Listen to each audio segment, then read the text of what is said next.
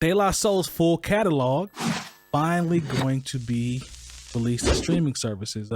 Reservoir Media got the music rights from the company. They acquired that from Tommy Boy, and we know this is what 30 plus. Let's see. Yeah, they cut ties with Tommy Boy 30 years ago. Yeah, and I think we've De La Soul. De La Soul. Was it been that long? No, because AOI Bionics. See, was that Tommy Boy? that was still Tommy Boy. The grind date was the first one where they had split from Tommy Boy. So it was I stand early corrected. 2000s, right? Yeah, Early yeah, 2000s. So Okay. yeah. I don't know why I was thinking 30. I guess because you're right though. You're right. I messed up on that both one. of AOI Bionics, both the AOI albums. Well, it's still been either way. It's still been a long time, and they've been Right. talking about this for a while.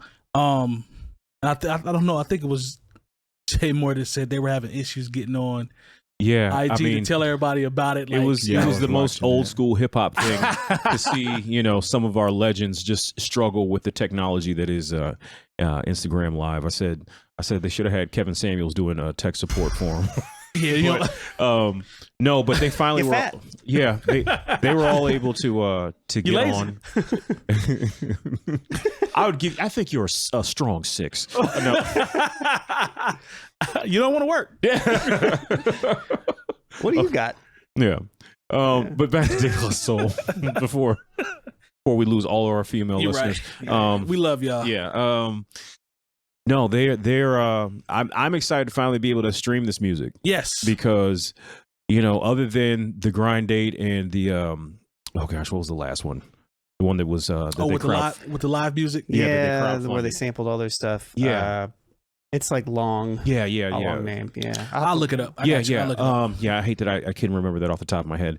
Those are really the only 2 De La Soul albums that are available for streaming, which is really kind of and the Anonymous Nobody. Yeah, the Anonymous Nobody. And that's really a shame because they have probably the most solid of groups.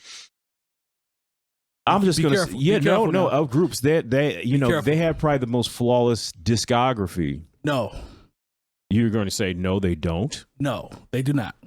Their discography, I don't want to change gears. Mm-hmm. It is not better than Outkast. Sorry. I'd say it's right there. I'd say right there is different. I'd say I'm gonna give it to De La Soul over Outkast. Over Outkast. Are you sure? I think you're on an island right now. You know what? I ain't gonna get Jay Diff started. I know where he at. As much as I enjoyed Idlewild.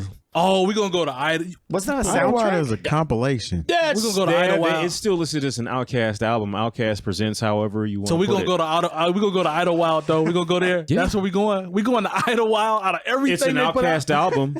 Word. Yeah. We're gonna go Idlewild. You gonna do this to me? Yeah.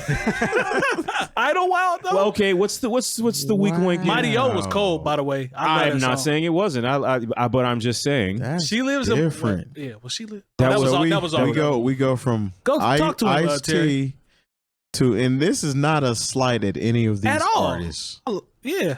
I'm just saying, man. I love De La Soul. Okay, Fleetfoot High and Rising. Okay, this is a great album. Yeah, is that better than De La Soul is dead? Groundbreaking. I hate that we're talking about De La Soul in this light. Yeah, I do too. Because I love De La Soul. How about this? They're both really good groups. Yeah, fantastic. And you know what? And I'm excited by the fact that we're going to be able to have access to all of De La Soul's, and we're going to get new music from them with a DJ Premier album. Where they're going to do production, and he's got someone. So you know what? Instead of like trying to compare, let's just celebrate them both and be happy that we have all this. We're going to have all this music available. Who brought that up to the table? I tried to put a battery in Terry's back. I ain't gonna lie, but we're not gonna disrespect De La Soul because everybody in this room loves De La Soul. Yeah, that's why I fell back. That's why I fell back. I'm not gonna do it. Almost had me out here talking bad about Outkast. Yeah, we ain't gonna do that. We're not gonna do that either. You shouldn't have said. You almost had me out here talking bad about De La Soul. And this is a De La Soul segment. Yeah, we ain't gonna do that. Yeah. Let's do it for the clicks. Why do you hate Outkast? TikTok. Jesus Christ. They dress funny. But no, I am happy that they're De La Soul can't even put out their own music. Damn. Long trying to get us bored. Like we definitely don't want to go down that road. It's getting hot. Okay. It's getting hot. But I did try to put a battery in Terry's back. No, I love De La Soul though. De La Soul, honestly, I remember early Yo MTV Raps. Yes. And being able to watch Me, Myself, and I, that video with them in that school classroom. Yep. And I remixed that and the with dude the video. getting hit in the head with the record. Yeah, it's on my Instagram. The guy had a Vias on. Remember Vias shoes? Yeah. Somebody in the league had some deal with Avia. You know, because I gotta look that up. Avias Right. used to be They was dumb high tops. They used to be Super high. They used to be acceptable shoes. I remember I went to a basketball camp and the camp was sponsored by Avia. Yeah, I remember that. But nah, when I think about nostalgia as far as my hip hop fandom, De La Soul is top tier. Yeah. Even and we were just talking about Tyler the Creator. And how he set his standard. De La Soul was the exact same. Like when they came out, nobody was dressing and rapping like them, and they literally carved their own lane. But a lot of people back then were carving their own lane. That because you had to. Yeah.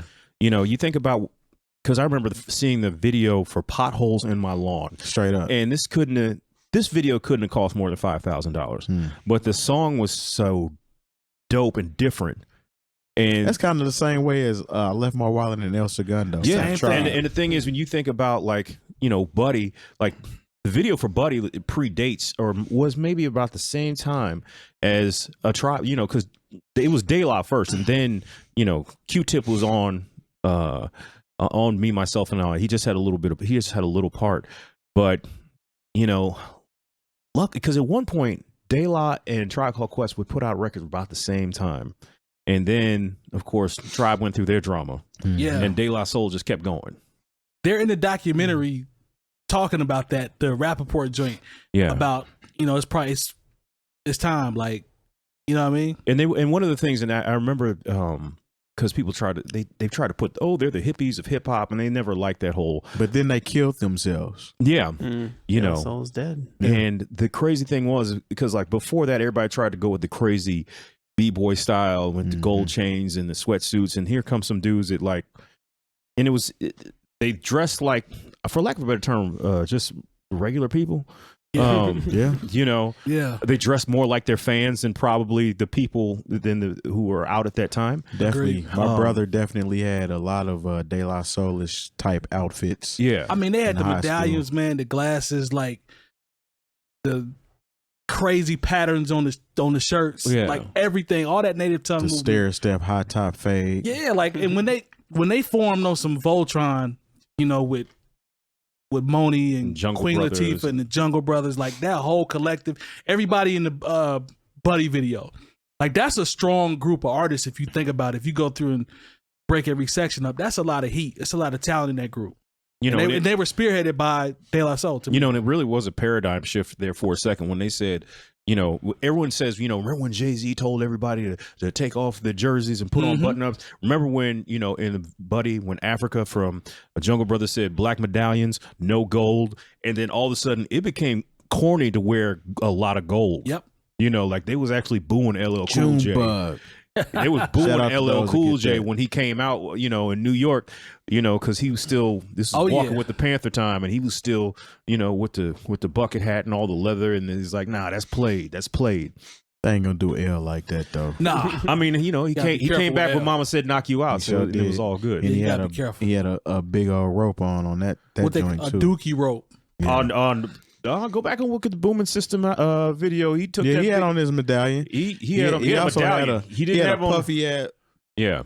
You know what I mean? A nice size hat. You know, LL updated his formulas, and there's nothing wrong with that. And then named the album "Pink Cookies in a Plastic Bag." No, that was 14 Shots is Done. As an LL fan, I don't like for people to talk about that album. Let me ask, I ain't gonna do that because this is gonna go into something else. Never mind. I had a question, but never mind.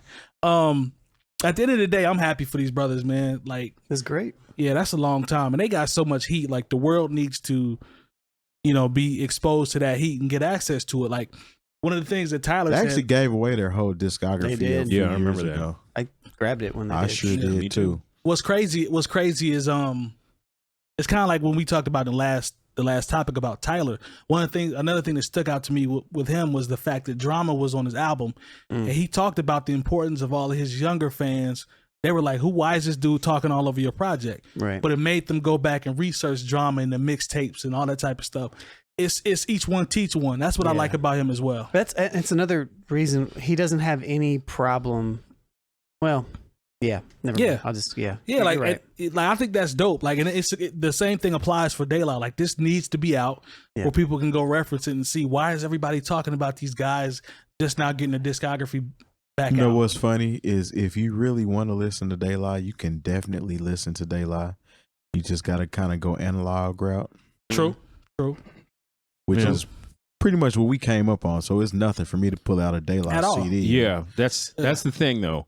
You know, now drag a folder over to my phone. Like, but we're just so used to being able to, especially in this era where they don't even have CD players in your car anymore. Yeah. It's like even with the whole Aaliyah situation. Yeah. Like with Aaliyah albums not being available on streaming platforms. That's always not been a concern of mine because I've always had all of Aaliyah's records. Yeah. So it's almost like, okay. Yeah. I don't know. But you know what? It's not really about us. Yeah, it's the new old head in me. Yeah. That it's makes about like about the, you know, the way things pick up. Say someone like Tyler the Creator talks about, yeah, man, I love De La Soul. And now his fans are like, who is this? And they want to discover De La Soul. What I would have done back then is I would have created a BMI account or a Columbia House. I would have ordered every one of the albums I needed to get hip to. Yeah. And never paid for them. I don't think I ever paid for it. I wonder what my... Well, they were a penny. That's how the whole initially that was the start of the collapse of the music industry. It really was. They were trying really hard. This is really now what we're talking about now is the old head side versus the new. We're like, how as children we committed fraud to get CDs. I was committing fraud in 4th grade. Straight up. I believe our credit was jacked at 11 and 12 years old. Like, who co-signed for me? I don't know. Nobody. All you had to do is fill out the form. It's funny because one day we all decided to get froggish and be like, let me fill out this form and see what happens. And see what happens. Because I would see it in little magazines. And I'm going to send it in and see what happens. And then all of a sudden stuff would show up at the door. You'd be like, oh, wow, that worked. Tape a penny because that's I don't even think I taped a penny. I taped a penny. I did. Because I wanted to have my best y'all chance. Can't even have a penny. Hey, they messed up. Shout out to my dude, Ryan King. They messed up, though, when I got a summer job working for Universal Music CD Factory one time. We used to work third shift in the factory. You was in there stealing. Don't do that. Robbing and stealing. Beyond. You was out there just releasing albums. Why Red August giggling though? like, what does that have to do? Why Mike's the reason the music industry took the turn. It's my fault for the summer job. You're the butterfly effect, bro. But for the music industry. They had defective, CDs that had a. I didn't hear what he said. Y'all missed that. He said employees. No, not employees. I was on the up and up. Yeah, defective statute of limitations. Yeah. Who tries to get you to go to jail? Like how many years later? Cut that out, Red August. That's not going to happen. Right now, it's just story time. Yeah, well, exactly. I don't know. Shout out to the. All right, back to the back to what I was talking CDs. about. Yeah, shout out to the defective CDs. Yeah, man, the cracking over there. So anyway. They had CDs that had cracks in them or whatever, and they be in a certain bin. And I used to have like all the code. You remember 𝐀𝐁𝐎𝐿? Yeah. Y'all remember that? West Coast? Yeah. West Coast 𝐀𝐁. Yeah, we know. When I was working there, like that album had just come out. So I had like 5 copies of 𝐀𝐿 because they was cracked. Why'd you get 5 of them though? Just cause. What do you mean? The CD was cracked or the case? The case was cracked. Yeah. But the CD was fine. Why you trying? He really liked 𝐀𝐿. So you was just over there cracking CD cases and then putting perfectly good CDs. I didn't taking them to Ball State and put them on really nuts. And you was out there trying to get 𝐀𝐿 to go ghetto platinum on your own. You know what's really nuts when you think about it though? Remember when you would walk into a music store or a Target or anything, and all the CDs or music stuff was locked in plastic cases, so you couldn't walk out with it. Yeah. So the music was so secure back then, True. to the point where you had to take it up to the register, them unlock it, take it out of there, and now it's just a free for all. It's crazy. Think about it. What's crazy to me is when I see, at least on the surface, how rich these rappers are, and I'm like, y'all don't sell nothing. Yeah. How are you getting all the? How does everybody have a Bentley? And you aren't selling anything. They're probably investing in real estate or businesses and somebody like marketing. Yeah. Hey, look, they figured something out that a lot of these old rappers didn't when they were who were selling something and somehow still went broke. Everybody that 𝐾𝐄𝐀𝐃 signs How much they be taking? They look good, don't they? They be having them. What's the new watch everybody? The Richard Milles. The Richard Milles, and they talk about they watch collections and this, that, and other. It's like, man, you just signed a deal. I was like, how do you have a $150,000 watch? Man. Yeah. I know that with no gold on it. Yeah, man, nah, I need those connects. That doesn't make sense. Consignment doesn't make sense. No, it doesn't. Not for I that. know. That's right. I was just gonna see who's gonna roll with it. I mean, consignment.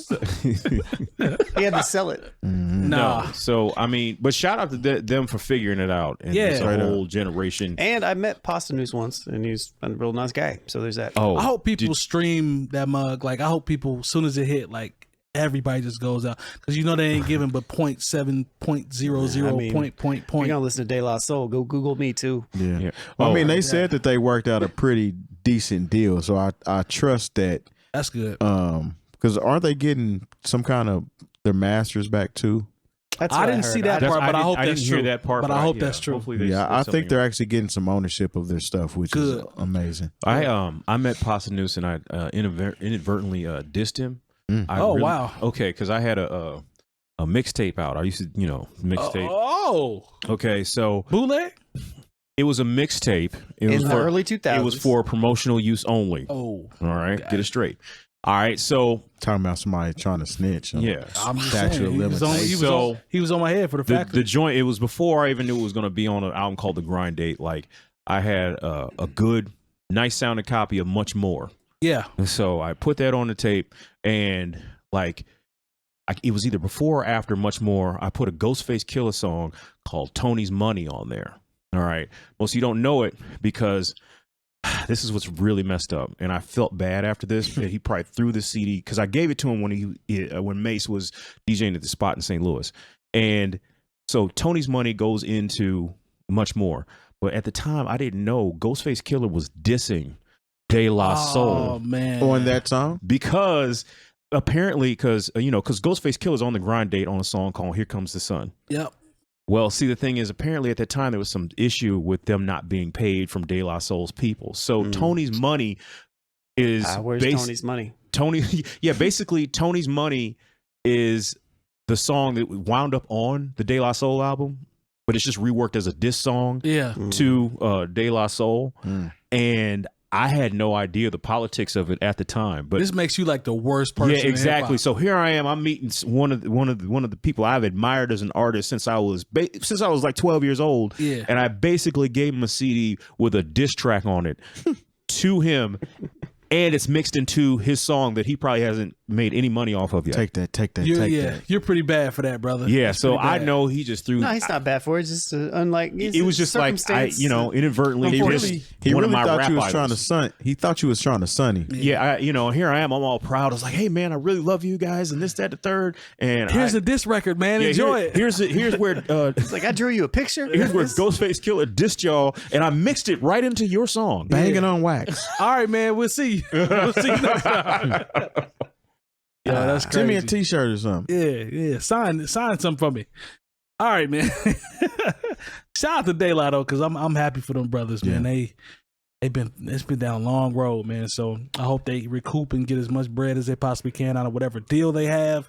And I hope people run them streams up. So yeah, it's just good to see. If you've enjoyed this segment of the New Old Heads podcast, make sure you join our live show every Tuesday from 9 to 11 p.m. Eastern on twitch.tv/NewOldHeads. You can also catch playback of all of our shows on any podcast app and youtube.com/NewOldHeads Network. And go to newoldheads.com/community to join our Discord.